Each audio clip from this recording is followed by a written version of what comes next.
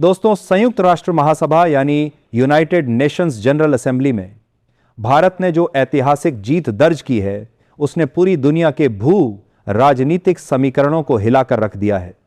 यह कोई सामान्य जीत नहीं है, बल्कि वह जीत है जिसका सपना भारत पिछले कई दशकों से देख रहा था। वह सपना जिसमें भारत की आवाज को सिर्फ सुना ही ना जाए, बल्कि वैश्विक स्तर पर निर्णायक ताकत के रूप में माना भी जाए, और अब वह क्षण आ चुका है। भारत ने संयुक्त राष्ट्र महासभा में वीटो पावर सुधार का प्रस्ताव पास करवा लिया है, और यह अपने आप में एक राजनीतिक भूकंप से कम नहीं है।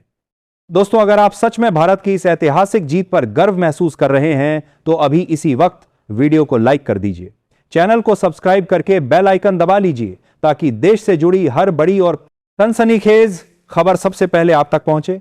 और वीडियो को अंत तक जरूर देखिए, क्योंकि आगे जो खुलासे होने वाले हैं वो आपके रोंगटे खड़े कर देंगे। आप जरा सोचिए, दशकों से अमेरिका, रूस, चीन, फ्रांस और ब्रिटेन जैसे महाशक्तिशाली देश वीटो पावर का इस्तेमाल करके पूरी दुनिया के 190 देशों की राय को दबा देते थे, चाहे वह किसी युद्ध को रोकने का मामला हो, किसी मानवीय संकट में हस्तक्षेप की बात हो, या फिर किसी बड़े वैश्विक समझौते पर सहमति बनाने का मुद्दा हो। एक अकेले देश की वीटो पावर पूरी प्रक्रिया को ठप कर देती थी। यही वह अन्याय था, यही वह असमानता थी जिसके खिलाफ भारत लगातार आवाज उठाता आ रहा था।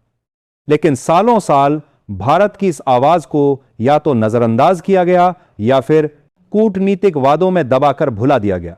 पर इस बार भारत ने कूटनीति का ऐसा पासा फेंका जिसने पूरी दुनिया को चौंका दिया। भारतीय समय के मुताबिक देर रात जब महासभा में विशेष बैठक बुलाई गई, तो माहौल में सन्नाटा छा गया था। सबको लग रहा था कि यह प्रस्ताव भी शायद पिछली बारों की तरह टल जाएगा। लेकिन जैसे ही इलेक्ट्रॉनिक वोटिंग शुरू हुई, एक एक करके देशों ने यस बटन दबाना शुरू कर दिया। देखते ही देखते हॉल की बड़ी स्क्रीन पर आंकड़े तेजी से बढ़ने लगे, 50, 70, 100 और फिर 145 से भी ऊपर।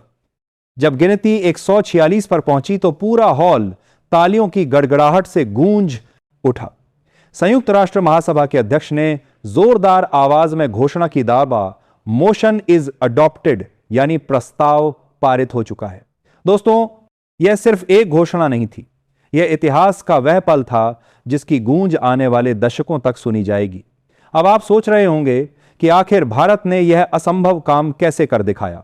तो चलिए परत दर परत इस पूरी कहानी को समझते हैं। असल में भारत ने पिछले कुछ महीनों से एक बेहद चतुर और गोपनीय रणनीति अपनाई थी। भारत ने सबसे पहले अफ्रीका, लैटिन अमेरिका और एशिया के उन देशों से संपर्क बढ़ाया जो पहले से ही सुरक्षा परिषद में सुधार की मांग कर रहे थे। इसके बाद भारत ने यूरोपीय संघ के बड़े देशों जर्मनी, फ्रांस और इटली को अपने पाले में किया। जब इन देशों ने खुलकर भारत के समर्थन में बयान दिए, तो पूरा माहौल ही बदल गया। सबसे बड़ा झटका तब लगा जब अमेरिका और ब्रिटेन जैसे परंपरागत वीटो धारक देशों के कुछ सांसदों और रणनीतिकारों ने माना कि भारत की मांग बिल्कुल जायज है और दुनिया को एक समान प्रतिनिधित्व चाहिए। बस यहीं से हवा का रुख बदल गया। भारत ने पर्दे के पीछे इतनी चुपचाप और प्रभावी डीलिंग की कि बड़े बड़े देशों को भी खबर नहीं लगी, और जब प्रस्ताव महासभा में पेश हुआ तो विरोध करने वालों की संख्या मुट्ठी भरी रह गई। रांची तरह से प्रभावी डीलिंग के बाद अप्रैल के दौर की समाज।